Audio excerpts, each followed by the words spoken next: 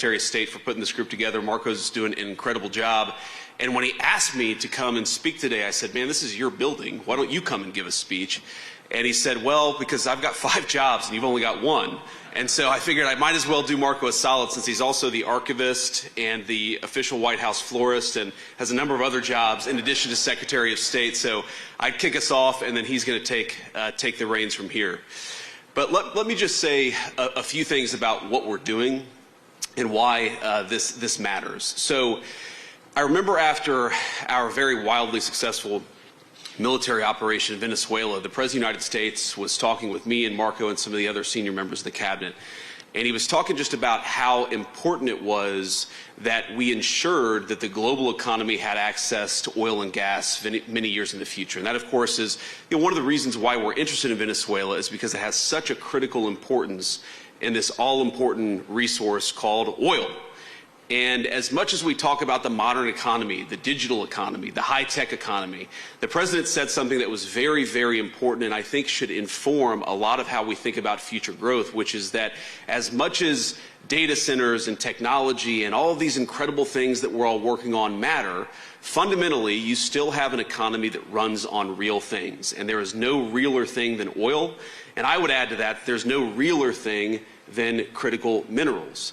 And I think a lot of us have learned the hard way, in some ways, over the last year, how much our economies depend on these critical minerals. So every man and woman, I believe, in this room understands what we're confronting together today. And I say together, and that is very much something that is at the heart of Secretary Rubio's initiative, and as he said, at the heart of what we're trying to do all across the administration, is recognize that this is something where our alliances and our friendships can really help one another.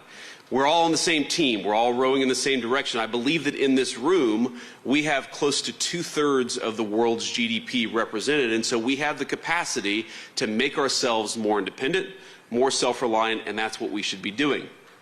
Now, we know that today, the international market for critical minerals is failing.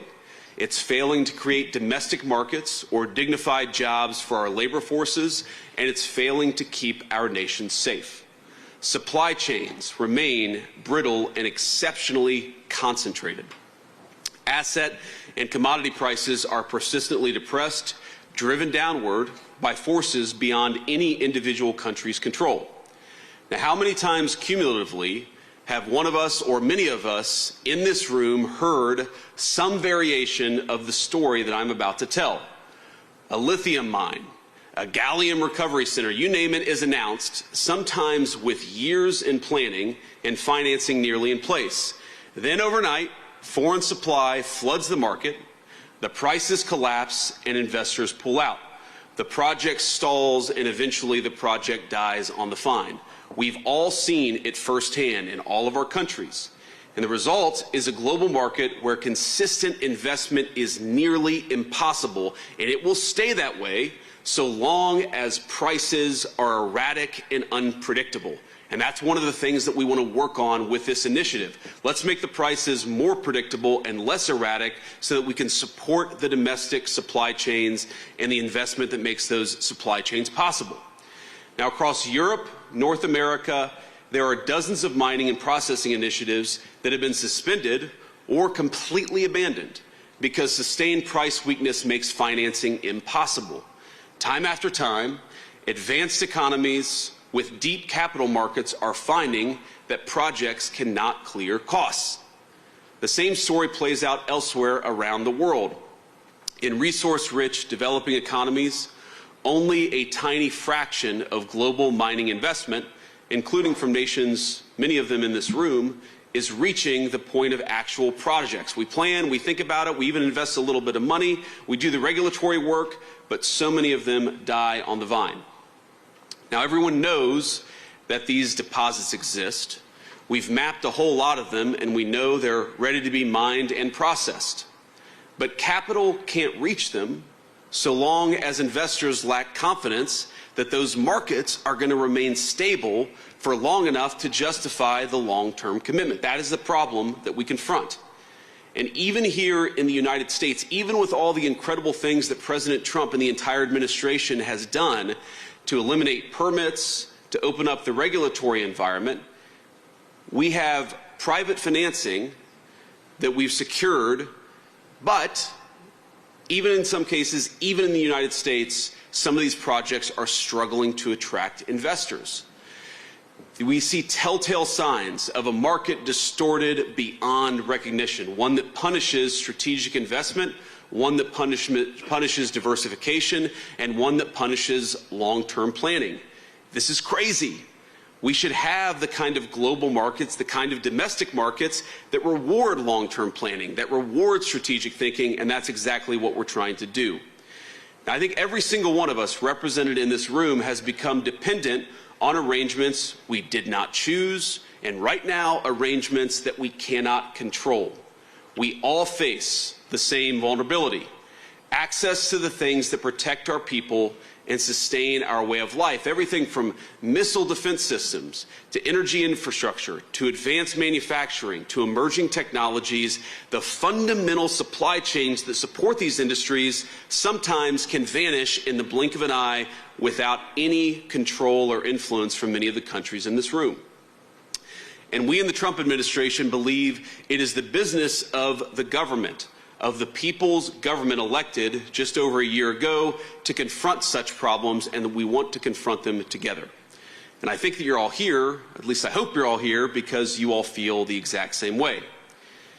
Now, our administration came into office last January, barely a year ago, with a clear mandate to reindustrialize the United States of America and return American workers to the center of our economic policy. And that is what we are doing. And I want to tell you just a little story about one of the very first meetings I had with our Secretary of Commerce and the Secretary of the Treasury, two great people, two great business leaders. And I remember saying, look, we have our views of the Biden administration. We're not particularly fans, as you may have guessed. But setting that to the side, surely the Biden administration put together a list of the critical industries, the critical technologies, the critical manufacturing facilities that are supported by these rare earth minerals, these critical minerals. We may think it's bad work. We may think the people who put it together weren't particularly wise, but surely that gives us some foundation to build on. And I was shocked when our Secretary of the Commerce and Secretary of the Treasury came back to me and said, actually, we have never done this. In the last 4 years, the Biden administration never sat down and tried to understand what are the critical deficiencies in world supply chains. That's crazy. It's insane that we ever got to this point. But in just 1 year, the President of the United States has struck dozens of deals to fix that problem. Domestic and foreign producers are both included in this, and we're trying to ensure durable, end-to-end supply chains for our country, but also for many of our friends. We've mobilized public financing tools at an unprecedented scale, providing up to $100 billion in lending authority for critical minerals to the Office of Strategic Capital. Marco's now a venture capitalist, too. He's got many jobs. We've overturned old orthodoxies and taken direct stakes in high-value mining and processing companies. The United States had not built a primary smelter in this country since 1980, before I was born, 4 years before I was born. In the last month alone, we have announced two, one of which is already fully funded. And on Monday, the Trump administration announced Project Vault, America's first ever domestic critical minerals stockpile. With these moves, we intend to build an ironclad network of new industrial supply chains to span the entire nation. We're going to create good-paying jobs, skilled jobs for the American labor force, and those people, those great workers, are going to be securing a new era of prosperity for American families, and I believe for many people all over the world. But we seek to make sure our friends and our allies are part of this and that you all are covered as well.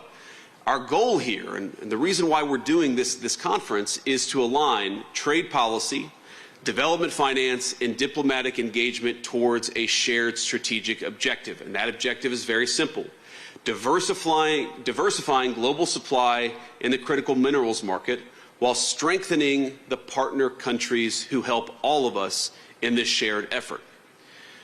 Over the past year, our administration has signed agreements, we have launched many joint initiatives, and we have committed extensive resources with many of you in this room, with many governments, and our work extends across disparate regions and all stages of the value chain. We've convened this ministerial in an effort to accelerate that shared work. So this morning, the Trump administration is proposing a concrete mechanism to return the global critical minerals market to a healthier, more competitive state. A preferential trade zone for critical minerals protected from external disruptions through enforceable price floors. We will establish reference prices for critical minerals at each stage of production, pricing that reflects real-world fair market value. And for members of the preferential zone, these reference prices will operate as a floor, maintained through adjustable tariffs to uphold pricing integrity. We want to eliminate that problem of people flooding into our markets with cheap critical minerals to undercut our domestic manufacturers, because we know, of course, that as soon as they've undercut our domestic makers, the domestic markers, they leave the market, and the people who undercut them then jack up the price to a completely unfair level. We're going to fix that problem. Together, we want members to form a trading bloc among allies and partners, one that guarantees American access to American industrial might while also expanding production across the entire zone. The benefits will be immediate and durable. Regardless of how much material flows into the global market, prices within the preferential trade zone will remain consistent. Over time, our goal within that zone is to create diverse centers of production, stable investment conditions, and supply chains that are immune to the kind of external disruptions that we've already talked about. For those of you who join, we offer you a necessary foundation for private financing and secure access to the critical mineral supplies your nation would require in an emergency or some other contingency.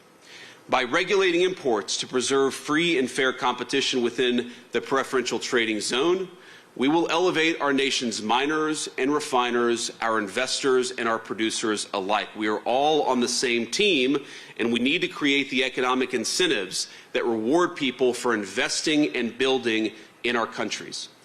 Membership will be vital for developing economies seeking to expand mining capacity.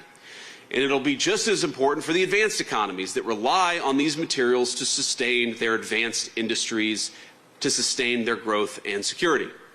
And I want to be clear with every person in this room. While we believe America's market is large enough to create its own critical minerals trading zone, this entire effort will be stronger and far more competitive if we build it together. So I'm pleased that so many of you here today have already signed on to this plan. Some of you have not. And for those not yet there, we hope that today's discussions will encourage you to finalize those agreements as quickly as possible. Now, I know you're going to be hearing from a lot of others in our administration, including our great Secretary of Rubio, I think really the greatest Secretary of State the United States has ever had, and other senior administrators in our team. And I know that Ambassador Greer, our great trade representative, will present further specifics about what he'll be negotiating, what we're calling the Agreement on Trade and Critical Minerals. Knowing Jameson, I know it will be a very productive session, and I know it will be a very detailed session. As all of you who know Jameson well, he is a guy who gets into the details because he knows that that's where the substance of an agreement can really be made. So I want to close, but before I do, let me just reiterate. We here, I think all of us, are friends. We've all spent many years describing this problem. Before I was ever in politics, I would hear politicians and global leaders talk about this problem. For too many of those years, we talked about it, but we refused to actually solve it. The framework before us is a change. It is a practical and enforceable approach to solving the problem, not just complaining about it. Many of you have helped us design it, and we're, of course, constructing it together in real time. So to those of you still on the fence, I say, let's move together. Before you is a chance to lead, to secure your nation's ability to build, to produce, to defend itself. What is before all of us is an opportunity at self-reliance, that we never have to rely on anybody else except for each other for the critical minerals necessary to sustain our industries and to sustain growth. So I propose that we come together and we shape a market worthy of the great men and women of our countries who depend on that market. Again, I want to thank you all for being here. I'm honored by your presence. The President sends his very best regards, and I look forward to everything that we're going to accomplish together. God bless you all and have fun today.